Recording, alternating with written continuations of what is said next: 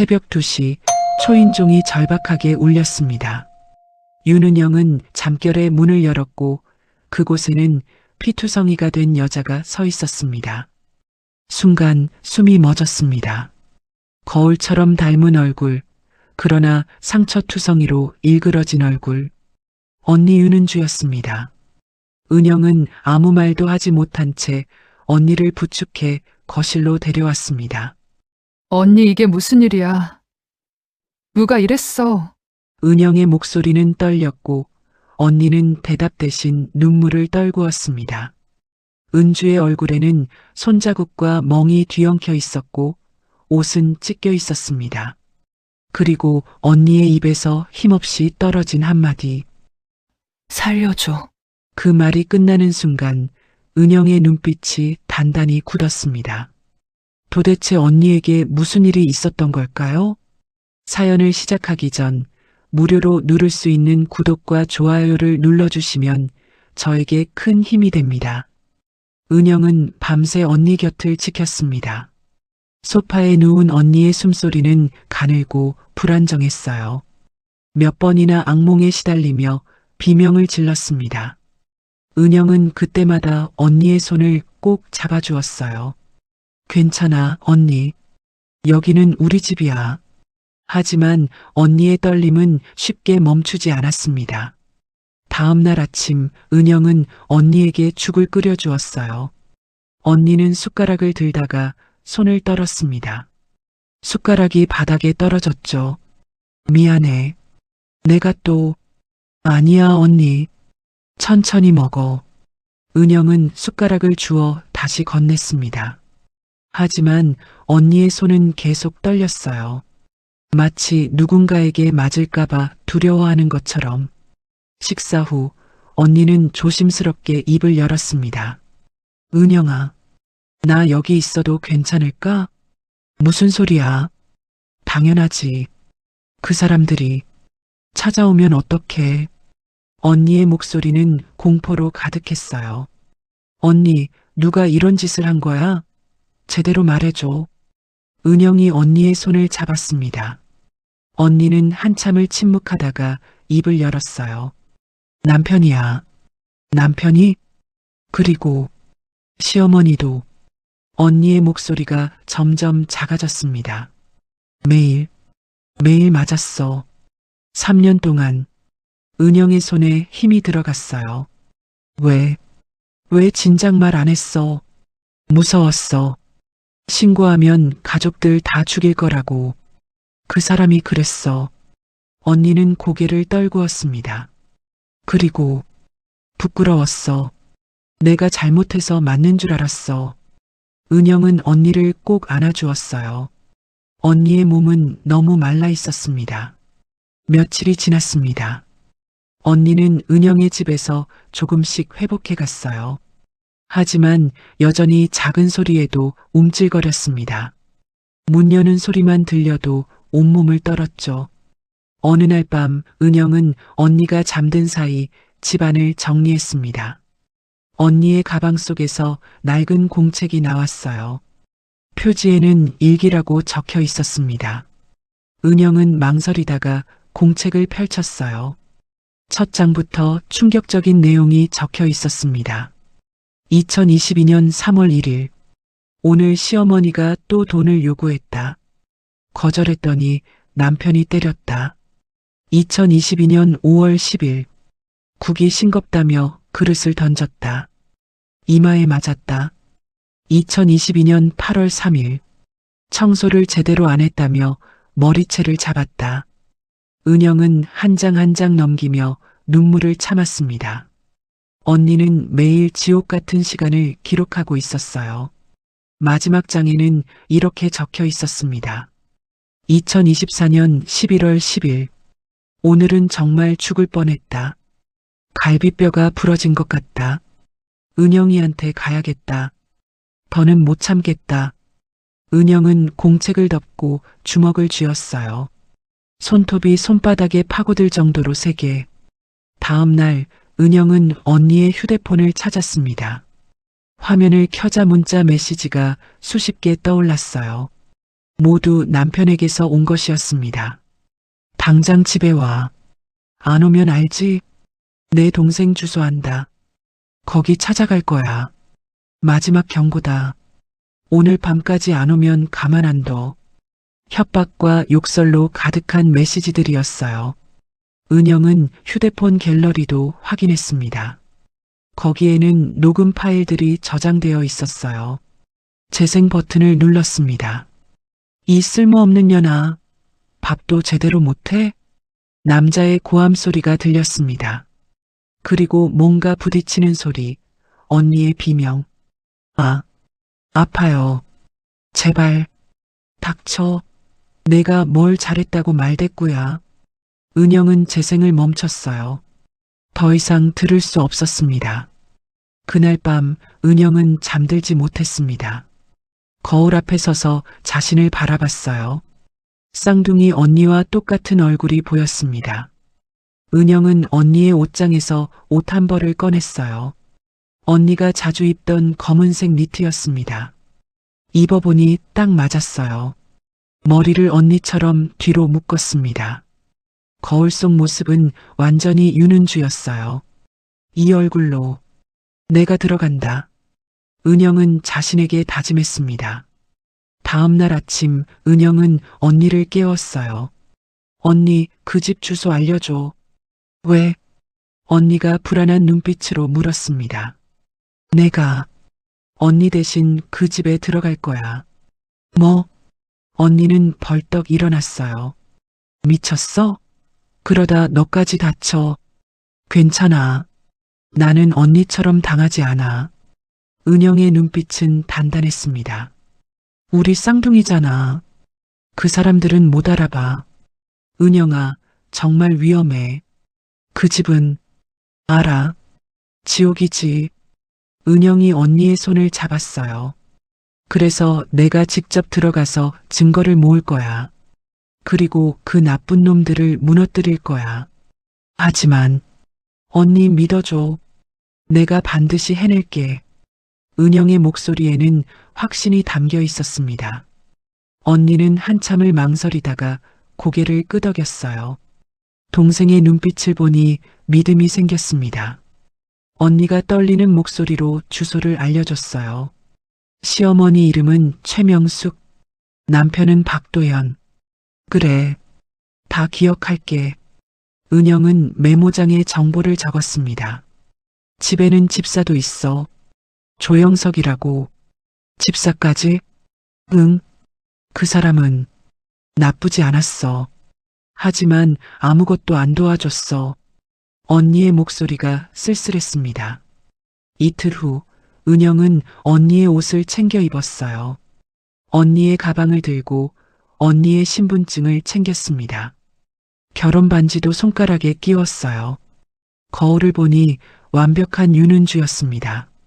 언니 다녀올게. 은영아, 조심해. 정말 조심해. 언니는 눈물을 흘리며 동생을 안았습니다. 걱정 마. 금방 올게. 은영은 집을 나섰어요.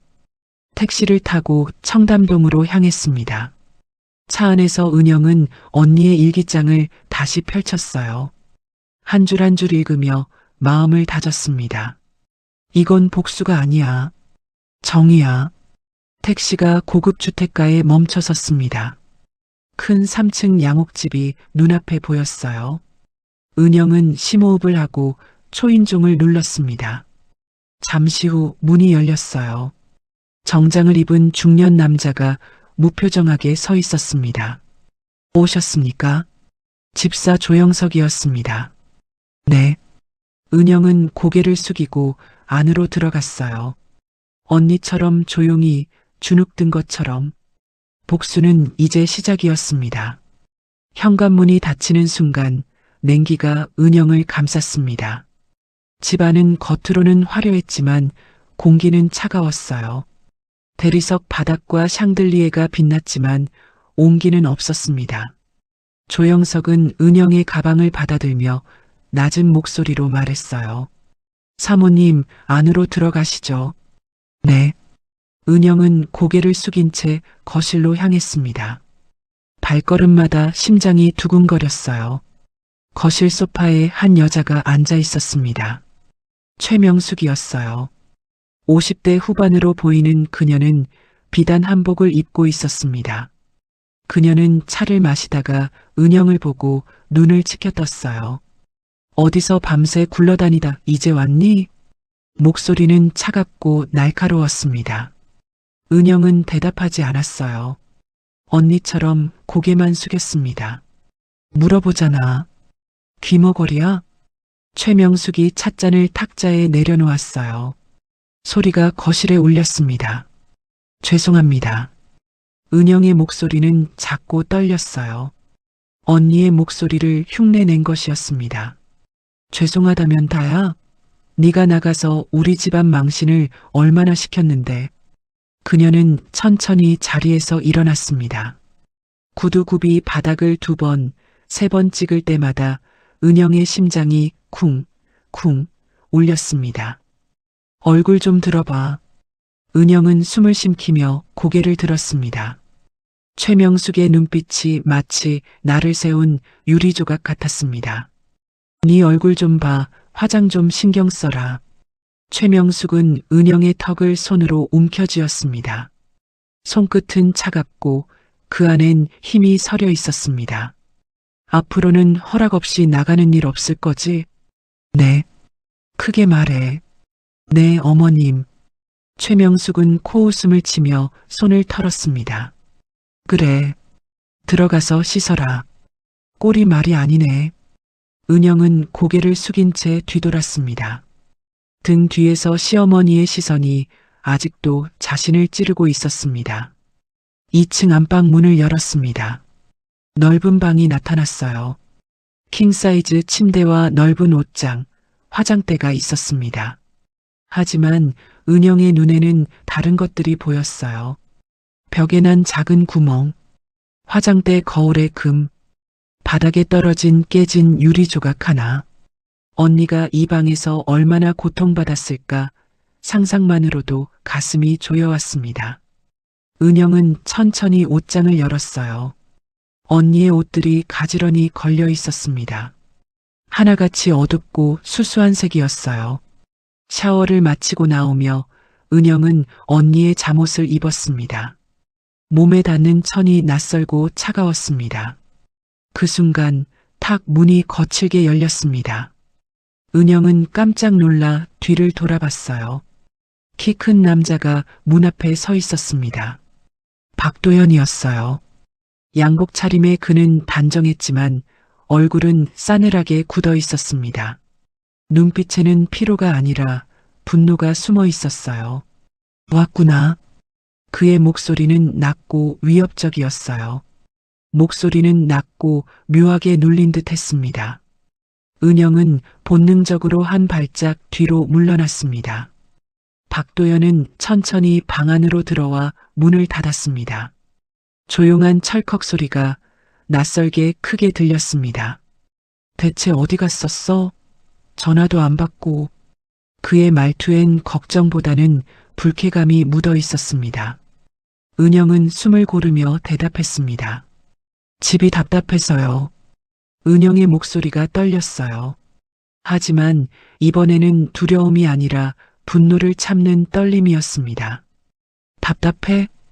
박도연이 비웃듯 웃었어요. 입꼬리는 올랐지만 눈빛은 웃지 않았어요. 내가 답답하면 허락도 없이 나가도 돼? 그의 목소리는 낮고 단단했습니다. 은영은 아무 말도 하지 못했습니다. 그는 한 걸음 더 다가왔습니다. 그가 가까워질수록 공기가 무거워졌습니다. 죄송해요. 은영은 고개를 숙였습니다. 손끝이 하얗게 질릴 만큼 주먹을 꽉 쥐었습니다. 숨을 고르려 했지만 심장은 이미 너무 빨리 뛰고 있었어요. 죄송하다고 끝이야? 그의 목소리가 낮게 갈라졌습니다. 순간 박도연의 손이 번쩍 올라 은영의 팔을 거칠게 잡았습니다. 너 때문에 내가 얼마나 창피를 당했는지 알아? 회사 사람들한테, 친구들한테. 그의 목소리가 점점 커졌어요. 다들 물어봤어. 집사람은 어디 갔냐고. 나한테 뭐라고 대답하라고. 은영은 팔이 아팠지만 꾹 참았습니다. 언니도 이렇게 당했을 거라는 생각에 눈물이 날 것 같았어요. 대답해. 어디 갔었어? 박도연이 갑자기 은영을 벽으로 밀쳤습니다. 등이 벽에 부딪히며 쿵 하는 둔탁한 소리가 울렸습니다. 숨이 턱 막혔지만 은영은 이를 악물었습니다. 진짜 죄송해요. 그녀의 목소리는 가늘고 떨렸습니다. 박도연은 숨을 몰아쉬며 은영을 내려다봤습니다. 얼굴이 가까워지자 술 냄새와 함께 눅눅한 향수 냄새가 섞여 코끝을 찔렀습니다. 너, 뭔가 달라진 것 같은데. 은영의 심장이 빠르게 뛰었습니다. 들킨 걸까요? 눈빛이 예전 같지 않아. 박도연이 은영의 턱을 잡았어요. 은영은 재빨리 눈을 내리깔았습니다. 무서워요. 제발. 그 말에 박도연은 손을 놓았어요. 하지만 여전히 화가 풀리지 않은 표정이었습니다. 앞으로 한 번만 더 이런 짓 하면 그땐 이걸로 안 끝난다. 그는 은영을 힘차게 밀쳤습니다. 은영은 비틀거리며 침대에 주저앉았어요. 박도연은 방을 나가며 문을 쾅 닫았습니다. 은영은 그제야 크게 숨을 내쉬었습니다. 다리가 후들거렸어요. 이게 언니가 매일 겪던 일이구나. 눈물이 흘러내렸습니다. 하지만 곧 눈물을 닦고 일어섰어요. 아직 시작도 안 했어. 참아야 해. 저녁 시간이 다가왔습니다. 은영은 부엌으로 내려갔어요. 조영석이 식재료를 준비해 두고 있었습니다. 사모님, 오늘 저녁은 된장찌개와 생선구이입니다. 네, 알겠습니다. 은영은 앞치마를 두르고 요리를 시작했어요. 언니에게 미리 물어본 대로 만들었습니다. 요리하는 동안 조영석이 옆에서 지켜봤어요. 그의 시선이 느껴졌지만 은영은 모른 척 했습니다. 6시 정각 저녁 식사가 준비됐어요. 최명숙과 박도연이 식탁에 앉았습니다. 은영은 조용히 밥과 국을 올렸어요. 아무도 고맙다는 말을 하지 않았습니다. 그저 젓가락을 들 뿐이었어요. 박도연이 찌개를 한 숟가락 떴습니다. 맛을 보더니 표정이 일그러졌어요. 이게 뭐야? 은영의 심장이 쿵 내려앉았습니다. 찌개가 왜 이렇게 싱거워? 박도연이 숟가락을 탁자에 내려쳤어요. 소리가 크게 울렸습니다. 죄송합니다. 제가 소금? 너 요리도 제대로 못해? 최명숙도 끼어들었어요. 며느리가 밥도 제대로 못하니 원. 죄송합니다. 다시 끓일게요. 은영은 자리에서 일어나려 했습니다. 하지만 박도연이 더 빨랐어요. 그는 벌떡 일어나 은영의 팔을 잡아챘습니다. 다시 끓이긴 시간이 얼마나 걸리는데. 그의 손이 번쩍 올라갔어요. 짝! 손바닥이 은영의 뺨을 강하게 때렸습니다. 은영의 고개가 옆으로 확 돌아갔어요. 귀에서 윙 소리가 났습니다. 뺨이 화끈거렸어요. 이게 내가 할 짓이야? 박도연의 목소리가 거칠게 울렸습니다. 은영은 뺨을 감싸며 고개를 숙였어요. 눈물이 주르륵 흘러내렸습니다. 하지만 이 눈물은 아픔 때문만은 아니었어요. 언니가 얼마나 많이 맞았을지, 얼마나 무서웠을지 생각하니 가슴이 찢어지는 것 같았습니다. 다음번엔 더 세게 칠 거야. 알았어? 박도연이 으름장을 놓았습니다. 네. 은영의 목소리는 간신히 나왔어요. 크게 말해. 네, 알겠습니다. 은영이 고개를 숙인 채 대답했습니다. 박도연은 식탁을 떠나 계단을 올라갔어요. 쿵쿵거리는 발소리가 집안을 울렸습니다. 최명숙은 차를 마시며 무심하게 말했어요. 요즘 며느리가 정신이 없나 보네. 정신 차려라. 은영은 대답하지 않았습니다. 그저 고개를 숙이고 서 있었어요.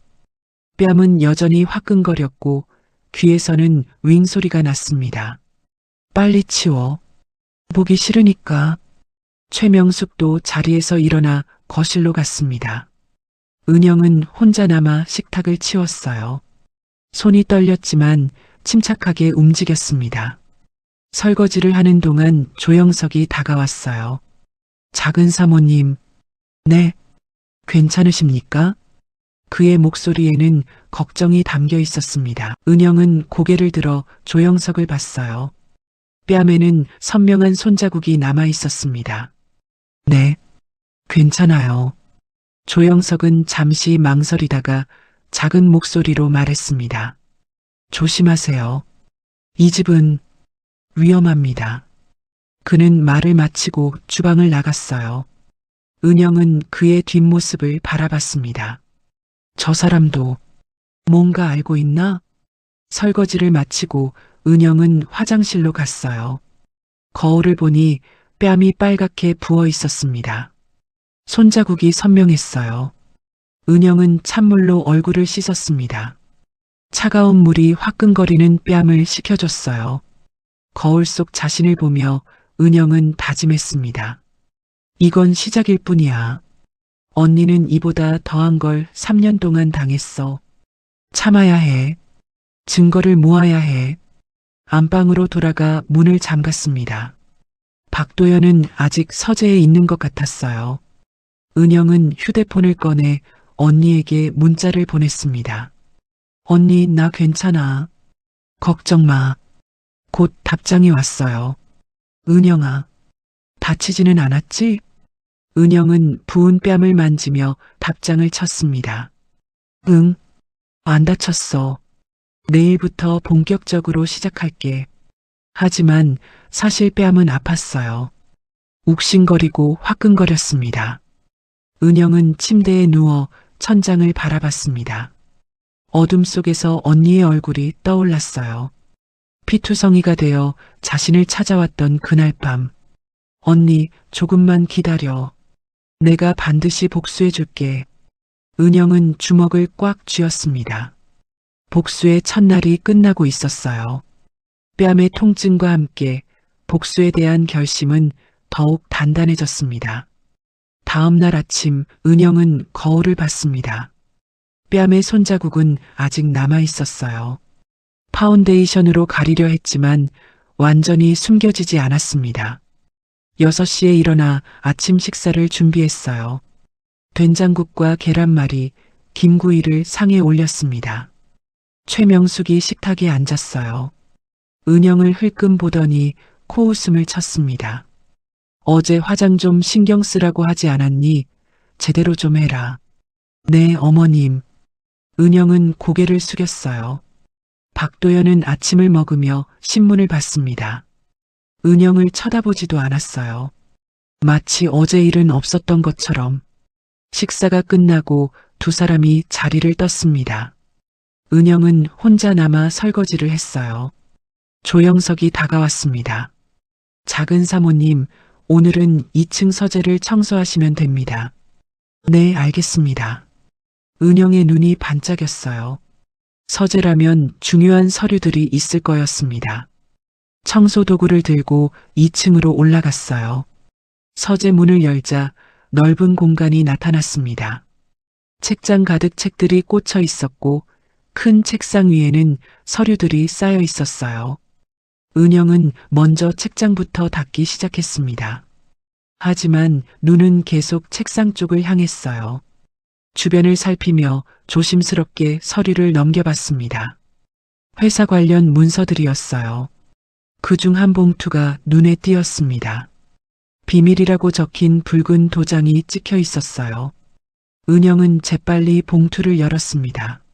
안에는 계약서와 통장 사본이 들어 있었어요. 윤은주 명의 계좌. 은영의 손이 멈췄습니다. 언니 이름으로 된 통장이었어요. 거래 내역을 보니 매달 큰 금액이 빠져나가고 있었습니다. 2천만 원, 3천만 원씩. 은영은 휴대폰으로 재빨리 사진을 찍었어요. 손이 떨렸지만 또렷하게 찍었습니다. 계약서도 사진으로 남겼어요. 최명숙 오빠 사업 자금 대여라는 문구가 보였습니다. 언니 몰래 돈을 빼돌렸구나. 은영의 얼굴이 차갑게 굳었어요. 그때 복도에서 발소리가 들렸습니다.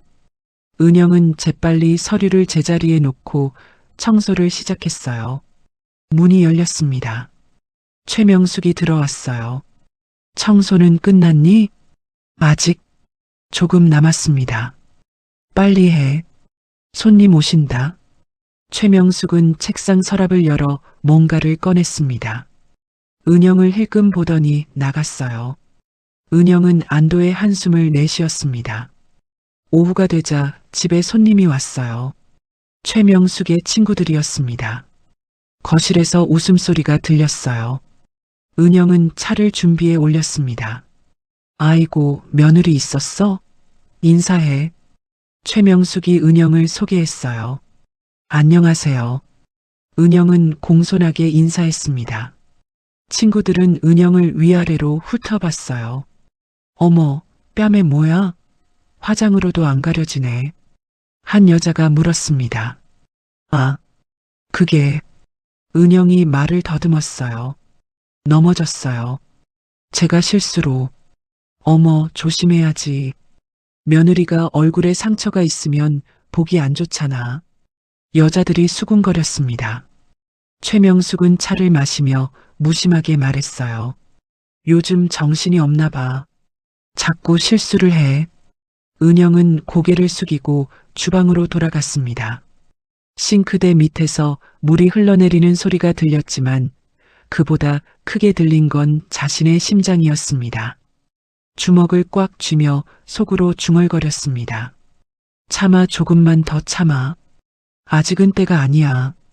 저녁 무렵 손님들이 모두 돌아가고 집안은 잠시 고요해졌습니다.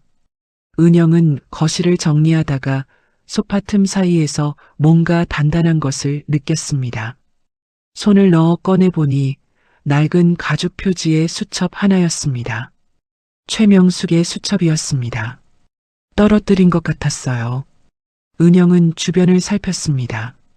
계단 위 불빛만 희미하게 새어 들어오고 사람의 기척은 없었습니다.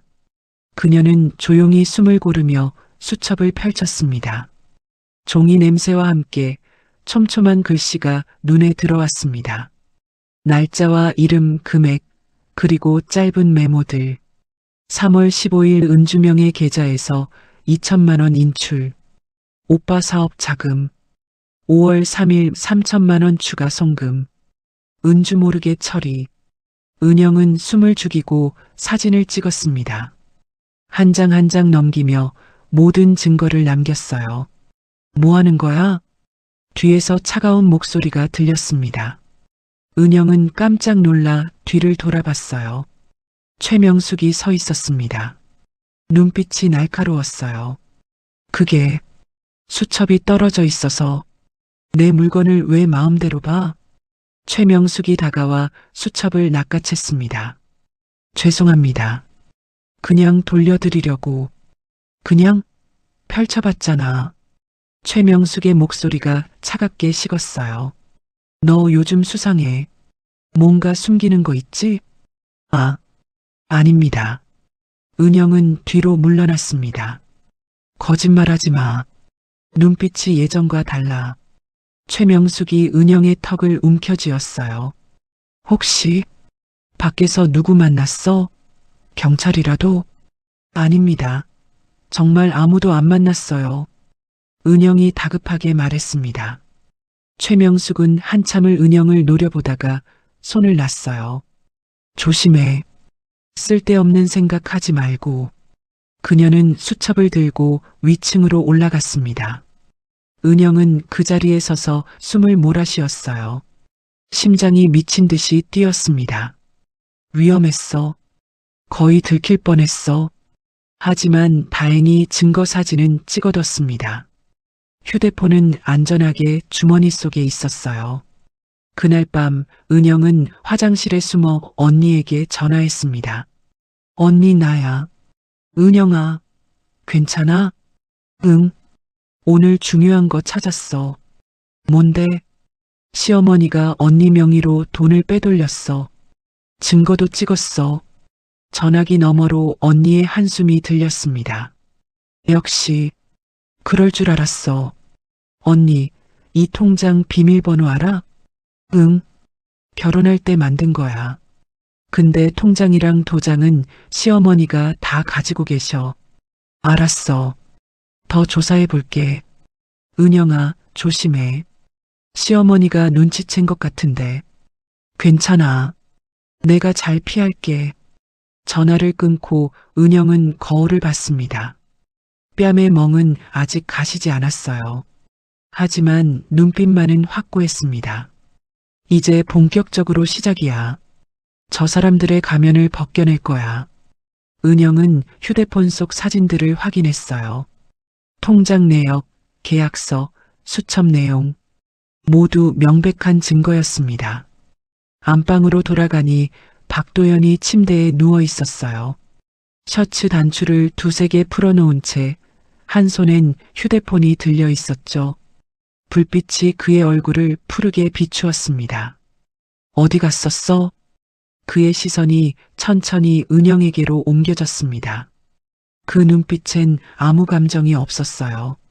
습관처럼 의심하고 또 지배하려는 눈빛. 화장실이요. 오래 있었네. 박도연의 목소리는 낮았지만 말끝이 날카롭게 튕겼습니다. 은영은 잠시 숨을 고르며 대답했습니다. 배가 아파서요. 그래. 박도연은 더 이상 묻지 않고 눈을 감았습니다. 은영은 조용히 침대 한쪽에 누웠어요. 최대한 박도현과 거리를 뒀습니다. 어둠 속에서 은영은 생각했어요. 며칠만 더, 증거를 더 모으면 돼. 창밖으로 달빛이 들어왔습니다. 은영은 그 빛을 보며 다짐했어요. 균열은 이미 시작됐습니다. 이제 그 균열을 키워나갈 차례였어요. 며칠이 흘렀습니다. 은영은 낮에는 조용히 집안일을 하고 밤에는 증거를 모았어요. 서재의 서류들, 최명숙의 통화 내용, 박도연의 폭언까지 모든 것을 기록했습니다. 어느 날 오후 은영은 정원에서 빨래를 널고 있었어요. 따스한 햇살이 내려앉고 바람이 빨랫감 사이로 스며들어 잠시나마 마음이 느슨해지는 순간이었어요. 작은 사모님, 등 뒤에서 낮고 점잖은 목소리가 들렸습니다. 은영은 천천히 고개를 돌렸습니다. 조영석이 서 있었습니다. 네. 그녀는 자연스럽게 대답했지만 손끝은 본능적으로 긴장했습니다. 잠시 말씀 좀 나눌 수 있을까요? 조영석의 표정은 평소와 달랐습니다. 어딘가 굳어 있었고 눈빛엔 묘한 결심이 비쳤습니다. 여기서요? 은영이 조심스레 묻자 그는 고개를 천천히 저었습니다. 아닙니다. 사람 눈에 띄지 않는 곳이 좋겠습니다. 저를 따라오시죠. 은영은 빨래집게를 천천히 내려놓았습니다. 햇빛이 따뜻한데도 등줄기에는 서늘한 기운이 흘렀습니다. 그녀는 짧게 숨을 들이마신 뒤 조영석의 뒤를 따라 걸음을 옮겼습니다. 조영석은 정원 끝 창고 쪽으로 걸어갔어요. 은영은 잠시 망설였지만 그를 따라갔습니다. 창고 안은 어둡고 조용했어요. 조영석은 문을 닫고 은영을 마주봤습니다. 사모님, 아니, 당신은 윤은주 씨가 아니죠? 은영의 심장이 멎는 것 같았습니다. 무슨 말씀이세요? 처음부터 알고 있었습니다. 조영석의 목소리는 차분했어요. 진짜 사모님과 당신은 다릅니다. 걸음걸이도 눈빛도 말투도. 은영은 한 걸음 뒤로 물러났습니다. 들킨 것일까요? 말씀하세요. 누구십니까? 조영석이 조용히 물었어요. 은영은 한참을 망설였습니다. 하지만 조영석의 눈빛에서 적대감은 느껴지지 않았어요. 동생이에요. 윤은주의 쌍둥이 동생. 그럴 줄 알았습니다. 조영석은 고개를 끄덕였어요. 왜? 아무에게도 말 안 하셨어요? 말할 이유가 없었으니까요. 이유가 없다니요? 이 집이 지옥이라는 걸 저도 알고 있으니까요. 조영석의 목소리에 슬픔이 묻어났습니다. 은영은 그를 조용히 바라봤어요. 저는 이 집에서 15년을 일했습니다. 조영석이 천천히 말을 이어갔어요. 작은 사모님이 처음 시집 왔을 때부터 봤죠. 아주 밝고 예쁜 새댁이었습니다. 그의 눈빛이 멀어졌어요. 처음엔 웃음도 많았어요. 인사도 밝게 하고 저한테도 친절했습니다. 하지만 한 달이 지나자 달라지기 시작했어요. 조영석의 목소리가 낮아졌습니다. 웃음이 사라졌어요. 눈빛이 죽어갔죠. 그리고 그는 말을 잇지 못한 채 잠시 침묵했습니다. 마치 오래 묻어두었던 상처를 꺼내기 전 숨을 고르는 사람처럼요. 사장님이 처음 손을 댄 날을 기억합니다. 은영의 손끝이 미세하게 떨렸습니다. 주먹은 본능적으로 꽉 쥐어졌습니다. 저녁 식사 중에 국이 짜다는 이유였어요. 작은 사모님은 사과했지만 소용없었죠. 조영석의 목소리가 조금씩 갈라졌습니다. 그날의 장면이 그의 머릿속에 아직도 선명하게 남아있는 듯 했습니다. 저는 그냥 지켜만 봤습니다. 아무것도 하지 않았어요.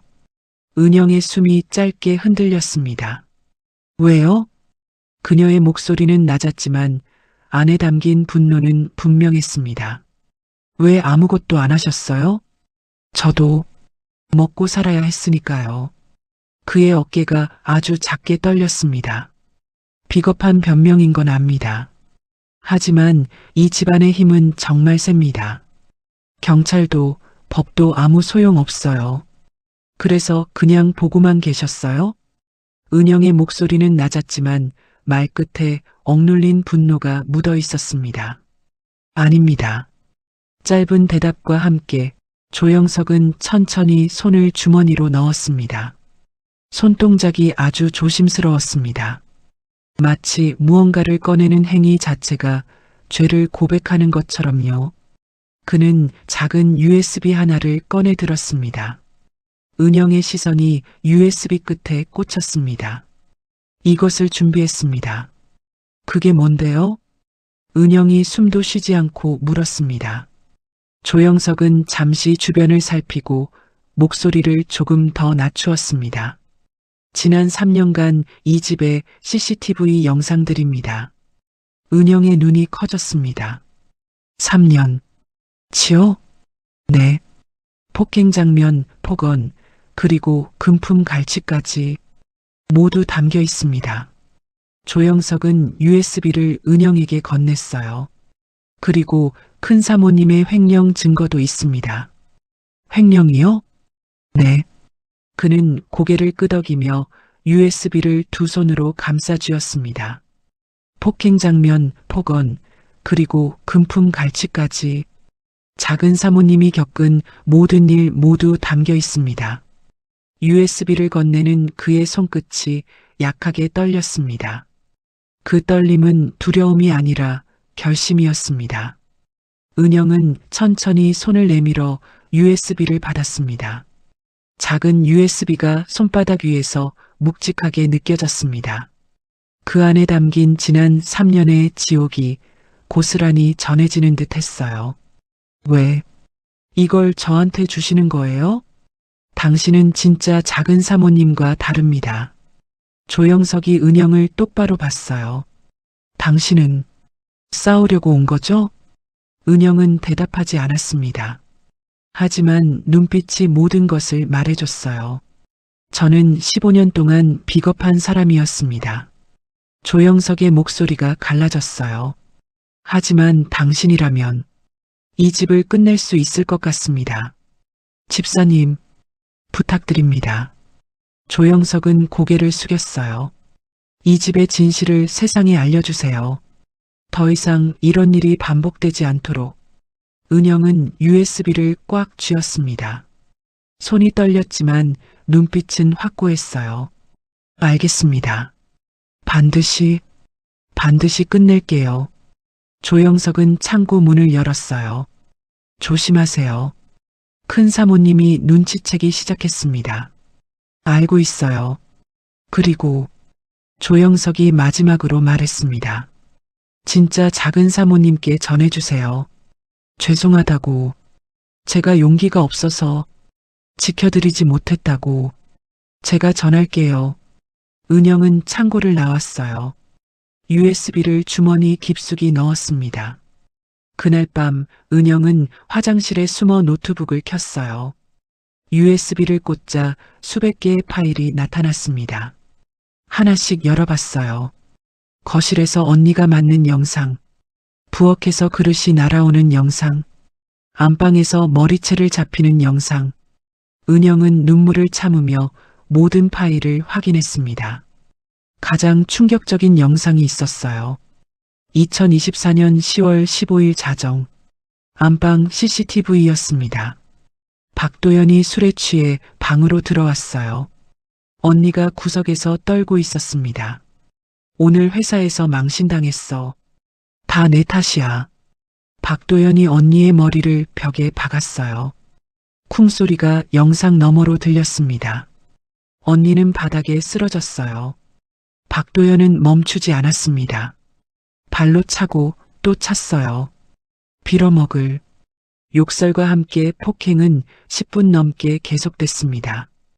은영은 영상을 멈췄어요. 더 이상 볼 수 없었습니다. 눈물이 주르륵 흘러내렸어요. 언니, 이런 걸 혼자 견뎠구나. 은영은 눈물을 닦고 파일을 정리했습니다. 가장 결정적인 영상들을 따로 모았어요. 그리고 횡령 증거 파일도 열어봤습니다. 최명숙이 언니 명의로 만든 계좌, 매달 수천만 원씩 빠져나간 기록, 자신의 오빠에게 보낸 송금 내역까지 모든 것이 명확한 증거였습니다. 은영은 신뢰할 수 있는 언론사 이메일을 검색했어요. 하지만 아직 보내지 않았습니다. 타이밍이 중요했으니까요. 다음 날 아침 은영은 평소처럼 식사를 준비했습니다. 최명숙이 식탁에 앉았어요. 쟤 요즘 이상해. 네. 자꾸 어디 나갔다 오는 것 같던데. 화장실도 오래 있고. 최명숙의 눈빛이 날카로웠어요. 속이 안 좋아서요. 그래. 병원 가봐야 하는 거 아니야? 괜찮습니다. 최명숙은 의심스러운 눈빛으로 은영을 봤습니다.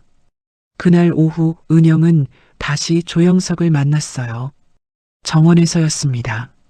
집사님, 고맙습니다. 다 보셨습니까? 네. 모두. 은영의 목소리가 떨렸어요. 언제 공개하실 겁니까? 곧요. 준비가 끝나면. 조영석은 고개를 끄덕였습니다. 저도 준비하고 있겠습니다. 경찰 조사받을 준비. 집사님도 위험해지실 텐데. 괜찮습니다. 이미 각오했습니다. 조영석의 눈빛은 평온했어요. 15년 동안의 죗값을 치르는 겁니다. 은영은 그의 손을 잡았습니다. 고맙습니다. 정말 고맙습니다. 아닙니다. 제가 해야 할 일을 한 것뿐입니다. 두 사람은 말없이 서 있었어요. 곧 폭풍이 올 거라는 걸 알고 있었습니다. 그 폭풍의 중심에 자신들이 있다는 것도, 하지만 두려움은 없었어요. 오직 정의를 향한 확신만 있었습니다. 일주일 후 은영은 모든 준비를 마쳤습니다. 책상 위에는 정리된 자료들이 가지런히 놓여 있었습니다. 영상 파일, 녹음 파일, 통장 사본, 계약서. 언니가 겪었던 3년의 지옥이 조용히 한자리에 모여 있었습니다. 그날 밤 집안이 잠잠해지자 은영은 조심스레 화장실 문을 잠갔습니다. 허리까지 내려오는 작은 창문 밖으로 바람이 스치며 커튼을 흔들었습니다. 은영은 휴대폰을 열고 이메일을 작성했습니다. 제목 재벌가 가정폭력 및 횡령 사건 제보, 첨부 파일 영상 20개, 녹음 10개, 문서 15장. 손가락이 전송 버튼 위에서 멈춰 있었습니다. 손끝이 땀에 젖어 미세하게 떨렸습니다. 화장실 불빛이 은영의 눈 아래로 깊은 그림자를 만들었습니다. 이제 돌이킬 수 없어. 짧은 숨을 들이마셨습니다. 그리고 그대로 눌렀습니다. 이메일이 전송됐습니다.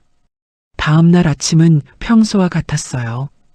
은영은 6시에 일어나 아침을 준비했습니다. 최명숙과 박도연은 아직 아무것도 몰랐어요. 오전 9시 최명숙의 비명이 집안을 울렸습니다. 이게 대체 뭐야? 은영은 주방에서 거실로 나갔어요. 최명숙이 TV 앞에서 떨고 있었습니다. 뉴스가 나오고 있었어요. 재벌가 며느리 폭행 사건이 제보를 통해 알려졌습니다. 앵커의 차분한 목소리가 흘러나왔어요. 피해자는 3년간 지속적인 가정폭력에 시달린 것으로 드러났습니다. 화면이 바뀌며 모자이크 처리된 영상이 나왔어요. 하지만 집안 구조는 선명했습니다. 바로 이 집이었어요. 제보자가 보낸 CCTV 영상에는 남편의 폭행 장면과 시어머니의 횡령 정황이 담겨 있습니다. 최명숙의 얼굴이 새하얗게 질렸어요. 계단에서 발소리가 들렸습니다. 박도연이 급히 내려왔어요. 무슨 소리야? 그는 TV를 보고 굳어버렸습니다. 뉴스는 계속됐어요. 경찰은 오늘 오전 압수수색 영장을 발부받아 해당 가정을 조사할 예정입니다. 박도연의 휴대폰이 울리기 시작했습니다. 전화가 쏟아졌어요. 회장님, 뉴스 보셨습니까? 기자들이 회사 앞에 몰려들고 있습니다. 주가가 폭락하고 있습니다. 박도연은 전화를 끊자마자 은영을 노려봤습니다. 광대가 떨릴 정도로 분노를 억누르고 있었고 그의 눈빛은 칼날처럼 날카로웠습니다. 너 짓이지? 목소리는 거의 쉰 듯 갈라졌습니다. 집안이 조용했기에 그 한마디가 더 크게 울렸어요. 은영은 더 이상 고개를 숙이지 않았어요. 천천히 시선을 들어 박도현과 눈을 맞췄습니다. 그의 분노 속에서 자신이 두려움을 잃어버린 걸 깨달았습니다. 증거 있어요? 은영의 목소리는 낮았지만 흔들리지 않았습니다. 오히려 침착했습니다. 그 한마디가 박도연의 마지막 인내를 끊어냈습니다. 2년이 그가 갑자기 달려들었습니다. 2걸음도 채 안 되는 거리, 은영의 팔을 낚아채듯 잡아채며 손을 번쩍 들어 올렸습니다. 바로 그때 초인종이 울렸어요. 띵동, 띵동, 띵동. 경찰입니다. 문 열어주십시오. 단호한 목소리가 밖에서 들렸습니다. 박도연의 손이 공중에 멈췄어요. 최명숙은 소파에 주저앉았습니다. 끝났어. 우리 끝났어. 은영은 현관으로 걸어가 문을 열었어요. 경찰 5명이 영장을 들고 서 있었습니다. 박도연 씨 맞으십니까? 그렇습니다. 박도연의 목소리가 떨렸어요. 가정폭력 및 상해 혐의로 동행 수사하겠습니다. 경찰이 수갑을 꺼냈습니다. 잠깐, 오해입니다. 이건 최명숙 씨도 횡령 및 사문서 위조 혐의로 동행하십시오. 내가 뭘 잘못했다고. 최명숙이 벌떡 일어났어요. 며느리 명의 계좌에서 무단으로 인출한 33억 원에 대해 조사받으셔야 합니다. 최명숙의 다리에서 힘이 빠졌어요. 차가운 수갑이 2사람의 손목에 채워졌습니다. 박도연은 끌려가면서 은영을 돌아봤어요. 너 대체 누구야? 은영은 차갑게 미소 지었습니다. 당신이 짓밟은 사람의 동생이에요. 박도연의 눈이 갑자기 커졌습니다. 그제야 모든 조각이 맞춰지는 듯한 표정이었어요. 그의 입술이 떨리며 굳었습니다. 쌍둥이 동생? 당신들이 내 언니한테 한 짓 하나도 안 잊었어요. 박도연이 뭔가 말하려 했지만 경찰이 그를 끌고 나갔습니다. 최명숙도 비명을 지르며 끌려갔어요. 손 놔. 내가 누군지 알아? 하지만 아무도 듣지 않았습니다. 집안이 조용해졌어요. 은영은 그 자리에 한참 서 있었습니다. 다리가 후들거렸어요. 방금까지 버티던 힘이 한순간에 빠져나가며 발목부터 어깨까지 전부 휘청거렸습니다. 은영 씨. 조용하지만 단단한 목소리가 뒤에서 들렸습니다. 조영석이었습니다. 그의 걸음이 조심스럽게 다가왔습니다. 해내셨군요. 네. 드디어. 은영의 눈에서 눈물이 흘러내렸습니다. 고생하셨습니다. 조영석이 손수건을 건넸어요. 집사님도요. 정말 고맙습니다. 오후가 되자 기자들이 몰려왔습니다. 집 앞은 카메라로 가득 찼어요. 은영은 변호사와 함께 간단한 기자회견을 열었습니다. 마이크 앞에 섰을 때 수십 개의 플래시가 터졌어요. 제보자 분께 질문드립니다. 피해자와는 어떤 관계십니까? 피해자는 제 쌍둥이 언니입니다. 웅성거림이 퍼졌어요. 언니는 3년간 시댁의 폭력에 시달렸습니다. 저는 언니를 대신해 그 집에 들어갔습니다. 은영의 목소리는 떨렸지만 명확했어요. 마이크 앞에 수백 개의 눈이 자신을 향하고 있었지만 그녀의 시선은 단 하나의 목표만을 바라보고 있었습니다. 그리고 증거를 모아 오늘 공개했습니다.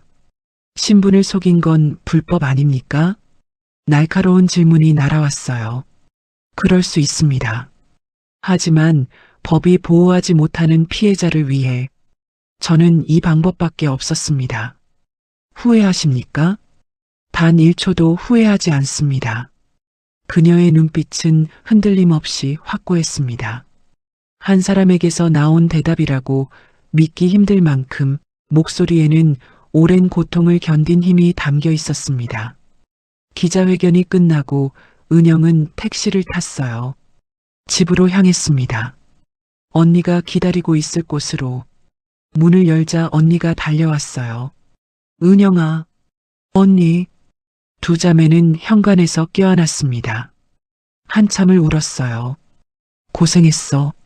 정말 고생했어. 언니, 이제 끝났어. 다 끝났어. 거실로 들어가 소파에 앉았어요. TV에서는 여전히 뉴스가 나오고 있었습니다. 재벌가 가정폭력 사건, 경찰 전격 수사, 시어머니 횡령액 33억 원으로 밝혀져, 쌍둥이 동생의 복수, 사회적 논란. 은주는 TV를 껐습니다. 이제 그만 봐도 될 것 같아. 응, 은영아. 무섭지 않았어? 무서웠지. 하지만 언니 생각하면 참을 수 있었어. 은주는 동생의 손을 꼭 잡았어요. 고마워. 평생 갚을 수 없을 것 같아.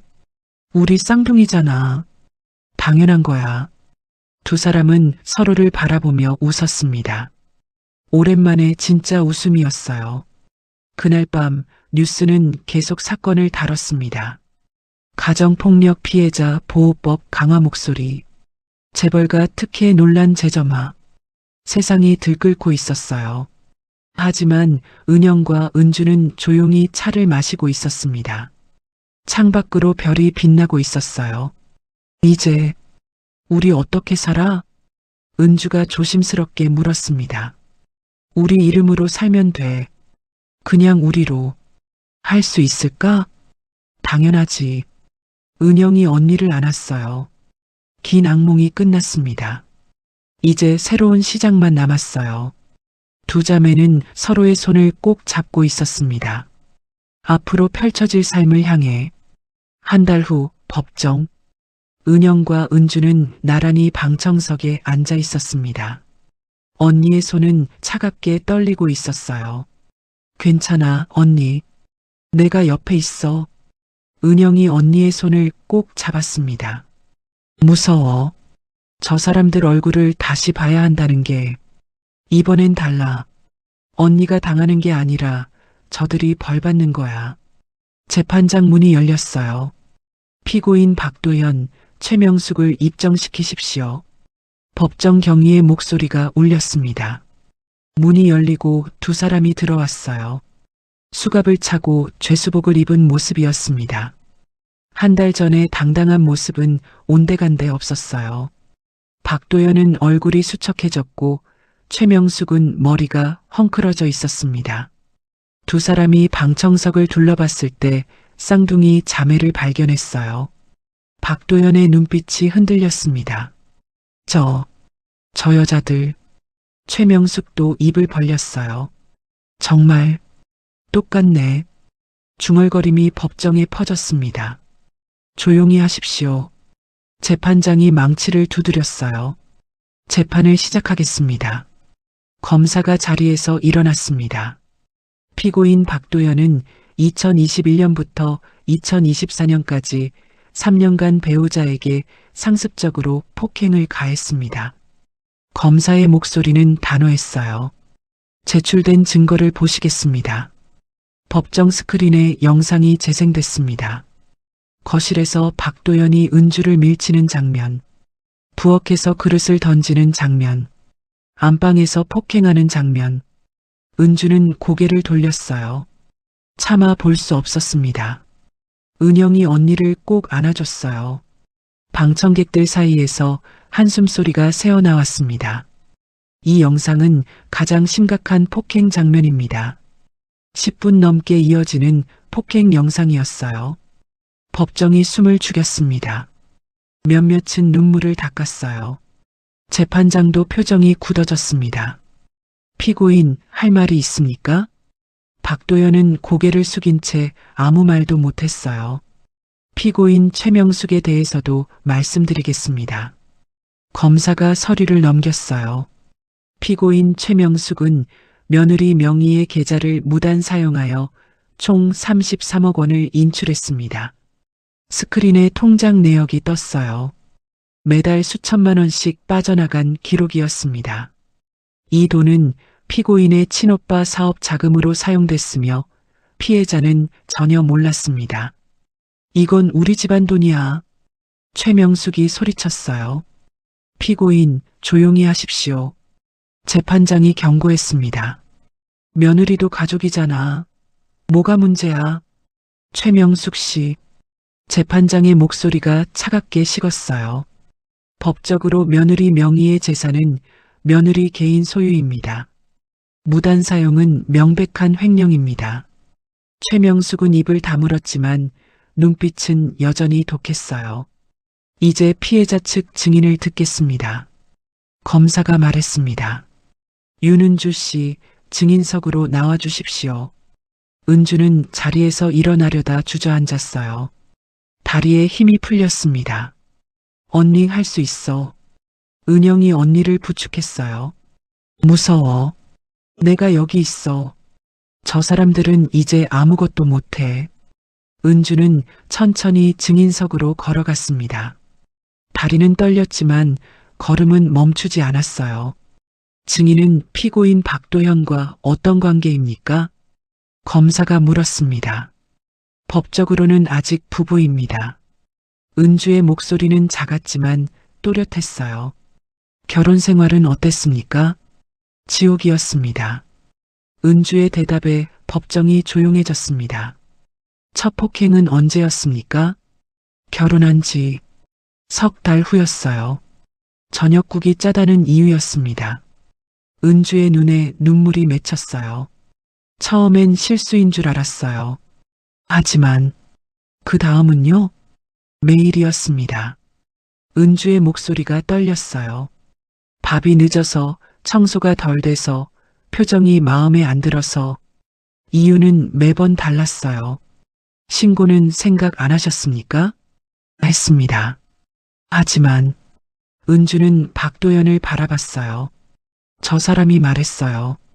신고하면 가족들을 해치겠다고. 그리고 어차피 법은 자기 편이라고. 방청석에서 웅성거림이 일었습니다. 돈이 많으니까 이길 수 있다고. 그렇게 말했어요. 두려웠겠습니다. 너무 무서웠어요. 그래서 참았습니다. 3년을. 은주는 눈물을 닦았어요. 죽을 것 같았지만 도망칠 용기가 없었어요. 그럼 어떻게 탈출하셨습니까? 그날 밤 정말 죽을 뻔했어요. 은주의 목소리가 가늘어졌어요. 계속 맞았어요. 의식이 흐려졌고 그때 생각했죠. 오늘 죽는구나. 법정은 숨소리조차 들리지 않을 만큼 조용했습니다. 그래서 마지막 힘을 짜내서 도망쳤어요. 동생한테. 은주는 방청석에 은영을 봤어요. 동생이 저를 살려줬어요. 은영도 눈물을 흘리고 있었습니다. 증인, 피고인에게 하고 싶은 말이 있습니까? 은주는 한참을 침묵했어요. 그리고 천천히 박도연을 봤습니다. 당신 때문에 저는 3년을 사람이 아니라 물건처럼 살았어요. 박도연은 고개를 숙였습니다. 하지만 이제는 달라요. 은주의 목소리에 힘이 실렸어요. 저는 더 이상 당신의 아내가 아니에요. 저는 저예요. 윤은주. 박도연이 고개를 들었지만 은주는 이미 증인석을 내려가고 있었습니다. 재판장이 망치를 두드렸어요. 충분한 증거와 증언이 확보됐습니다. 잠시 후 재판장이 판결문을 읽기 시작했습니다. 피고인 박도연. 법정이 조용해졌어요. 상습 가정폭력 및 상해죄로 징역 5년을 선고합니다. 피고인 최명숙. 최명숙이 고개를 들었어요. 횡령 및 사문서 위조죄로 징역 3년을 선고합니다. 망치 소리가 법정에 울렸습니다. 최명숙은 그 자리에 주저앉았고 박도연은 고개를 떨궜어요. 방청석에서 박수가 터져 나왔습니다. 은영과 은주는 서로를 껴안고 울었어요. 끝났어, 언니. 정말 끝났어. 응. 드디어. 재판이 끝나고 복도로 나왔습니다. 은주는 벽에 기대 깊게 숨을 내쉬었어요. 잘했어, 언니. 정말 잘했어. 고마워, 은영아. 두 자매는 법원을 나와 햇살 아래 섰습니다. 따뜻한 봄바람이 불었어요. 이제 시작이야, 언니. 응. 우리의 시작. 두 사람은 손을 잡고 걸어갔습니다. 새로운 삶을 향해. 법정 안에서는 박도현과 최명숙이 경호를 받으며 끌려가고 있었습니다. 그들의 시대는 끝났어요. 재판이 끝나고 2주가 지났습니다. 은주는 은영의 집에서 천천히 일상을 되찾아가고 있었어요.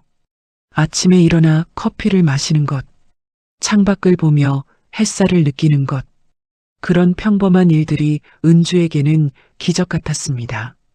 언니, 오늘 뭐 하고 싶어? 은영이 물었어요. 그냥 집에 있고 싶어? 아직은. 응, 천천히 해. 서두를 필요 없어. 하지만 은주는 알고 있었습니다. 언제까지 동생에게 기댈 수는 없다는 걸. 며칠 후 은주는 용기를 냈어요.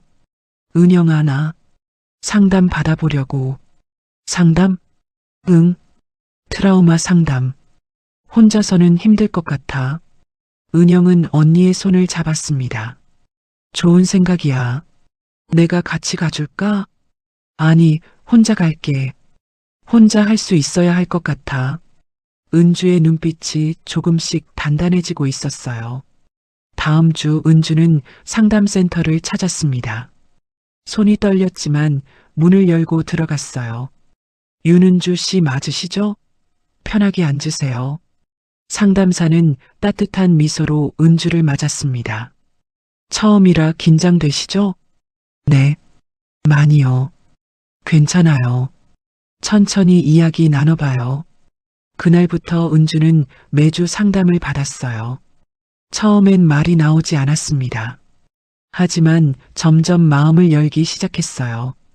3년이 지났는데도 문 여는 소리만 들려도 무서워요. 자연스러운 거예요. 시간이 필요합니다. 언제쯤 괜찮아질까요? 사람마다 달라요. 하지만 분명히 나아집니다. 상담사의 말에 은주는 조금씩 희망을 가졌어요. 한 달이 지났습니다. 은주는 혼자 밖에 나가는 연습을 시작했어요. 처음엔 집 앞 편의점까지, 그 다음엔 공원까지. 작은 발걸음들이었지만 은주에게는 큰 용기였습니다. 어느 날 은주는 카페에 들어갔어요. 커피 한 잔을 주문하며 떨리는 목소리로 말했습니다. 아, 아메리카노 한 잔 주세요. 네, 잠시만요. 직원이 웃으며 대답했어요.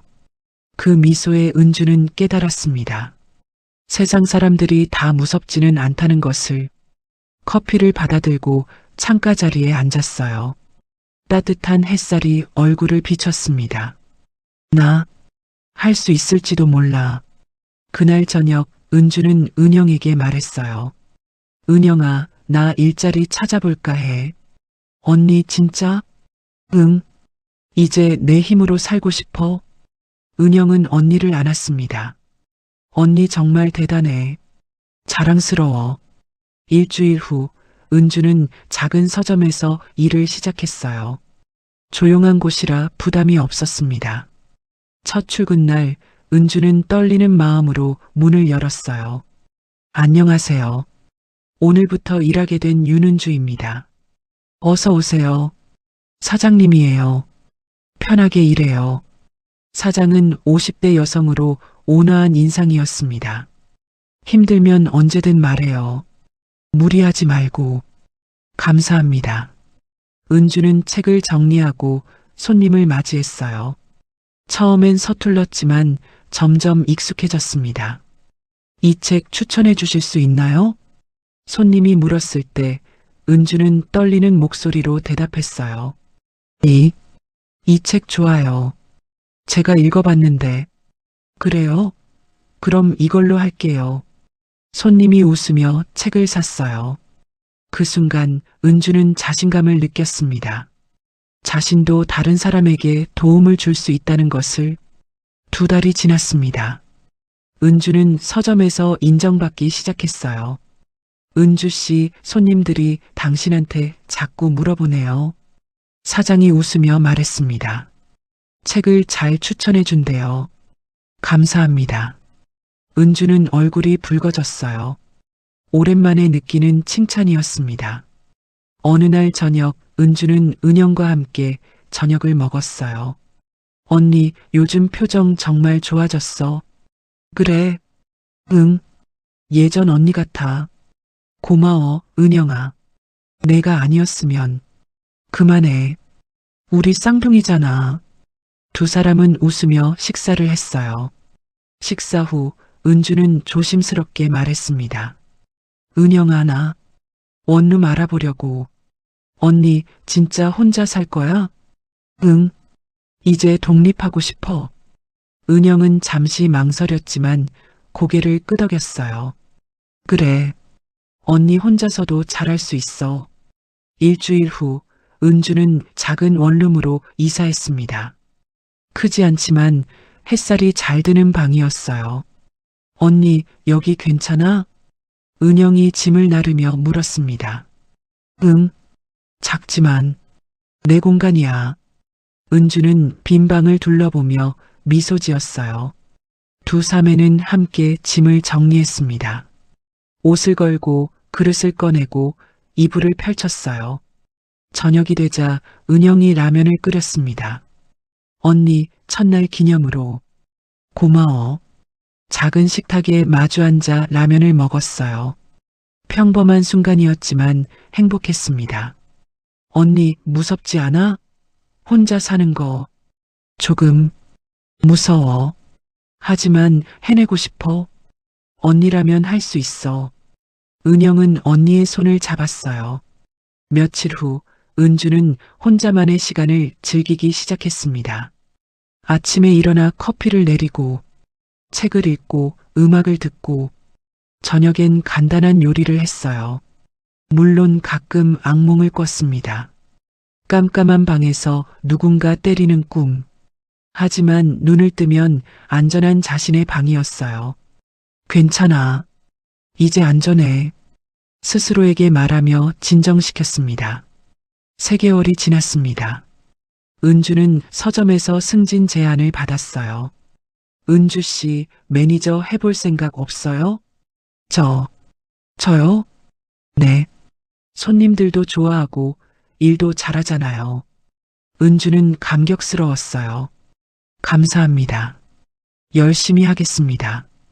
그날 저녁 은주는 은영에게 전화했습니다. 은영아, 나 승진했어. 진짜? 언니 대박. 고마워. 내가 응원해줘서. 당연한 거지.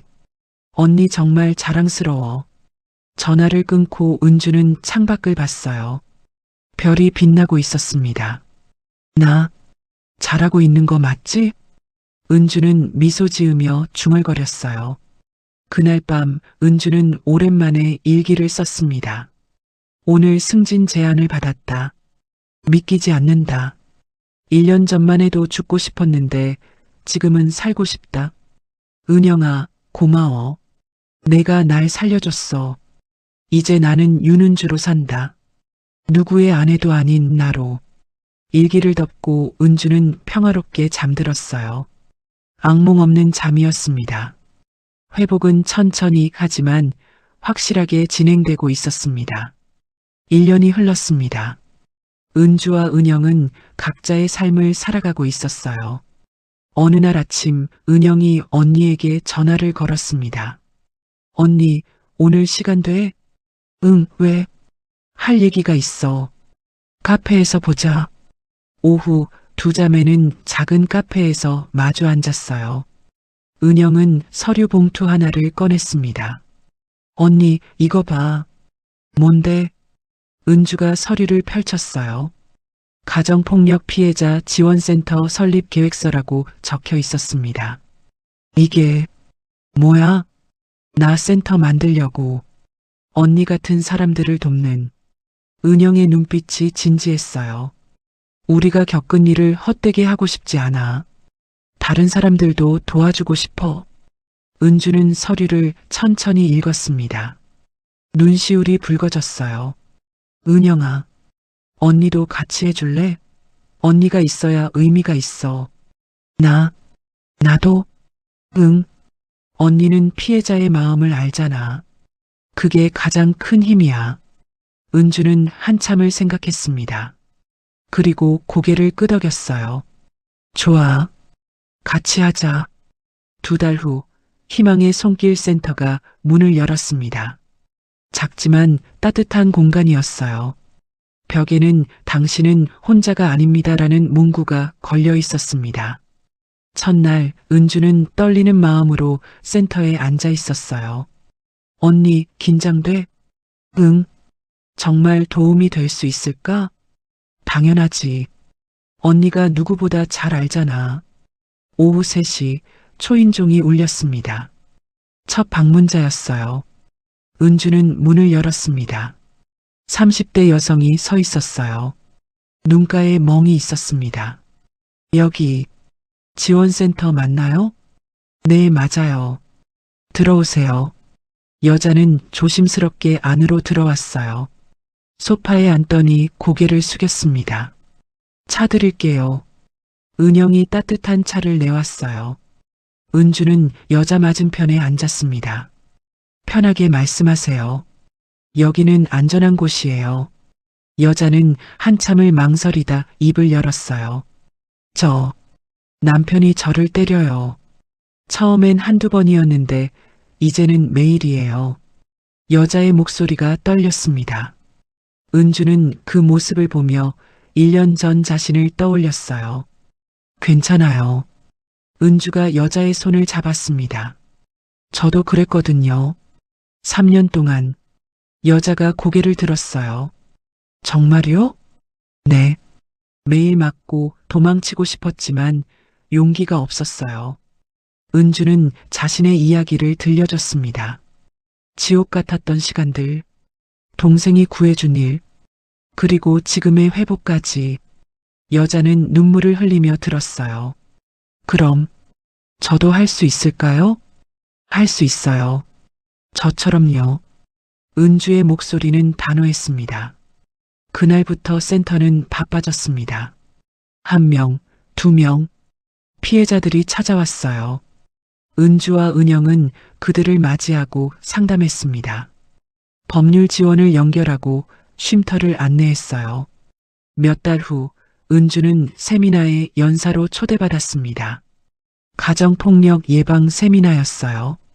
무대에 섰을 때 수백 명의 청중이 보였습니다. 은주는 긴장했지만 마이크를 잡았어요. 안녕하세요. 저는 윤은주입니다. 떨리는 목소리로 시작했습니다. 저는 가정폭력 피해자였습니다. 청중이 조용해졌어요. 3년 동안 남편에게 맞았습니다. 매일 두려움 속에서 살았어요. 은주는 자신의 이야기를 담담하게 풀어놨습니다. 하지만 저는 살아남았습니다. 그리고 지금은 다른 피해자들을 돕고 있습니다. 청중석에서 박수가 터져 나왔어요. 여러분께 말씀드리고 싶어요. 폭력은 사랑이 아닙니다. 은주의 목소리에 힘이 실렸습니다. 그리고 피해자는 혼자가 아닙니다. 도움을 요청하세요.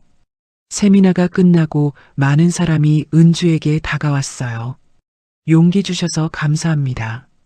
저도 도움이 필요한데 연락해도 될까요? 은주는 모두에게 센터 명함을 건넸습니다. 그날 저녁 은주와 은영은 센터에서 차를 마시고 있었어요. 언니, 오늘 정말 멋있었어.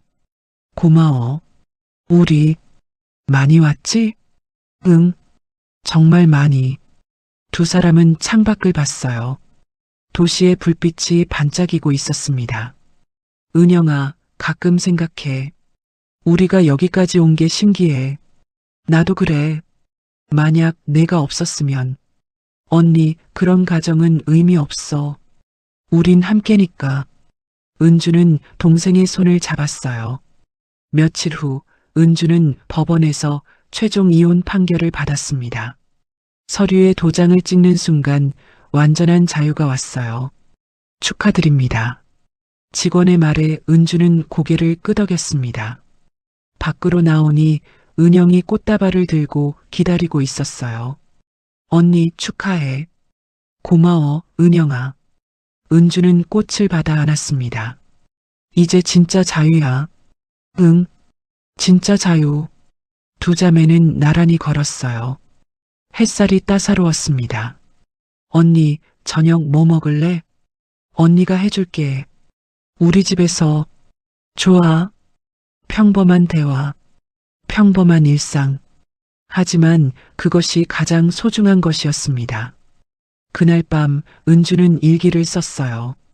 오늘 완전히 자유로워졌다. 이제 나는 누구의 것도 아니다. 센터를 통해 많은 사람을 만난다. 과거의 내 모습을 본다. 하지만 이제 나는 그들에게 희망을 줄 수 있다. 윤은주. 이것이 내 이름이다. 나는 나로 산다. 일기를 덮고 은주는 창밖을 봤어요. 밤하늘에 별이 빛나고 있었습니다. 은주는 미소 지으며 중얼거렸어요. 잘 살았어, 나. 그리고 앞으로도 잘 살 거야. 다음 날 센터에 한 통의 전화가 왔습니다. 여보세요. 희망의 손길입니다. 저 도움이 필요한데요. 떨리는 목소리였어요. 은주는 차분하게 대답했습니다. 괜찮아요. 천천히 말씀하세요. 제가 듣고 있어요. 전화 너머로 여자의 흐느끼는 소리가 들렸습니다. 은주는 1년 전 자신을 떠올렸어요. 그리고 지금의 자신을 봤습니다. 나도 변했어. 이제는 다른 사람을 도울 수 있어. 언제 오실 수 있으세요? 제가 기다리고 있을게요. 정말 괜찮을까요? 물론이에요. 여기는 안전한 곳이에요. 그리고 당신은 혼자가 아니에요. 전화를 끊고 은주는 은영을 봤어요. 세 분이 오신대. 그래, 준비하자. 두 자매는 센터를 정리했습니다. 따뜻한 차를 준비하고 담요를 챙겼어요. 창밖으로 햇살이 들어왔습니다. 희망의 손길이라는 간판이 빛나고 있었어요. 윤은주와 윤은영. 두 자매는 이제 자신의 이름으로 자신의 삶을 살고 있었습니다. 그리고 같은 고통을 겪는 사람들에게 희망을 전하고 있었어요. 상처는 아물었고 새로운 삶이 시작됐습니다. 끝이 아니라 시작이었습니다.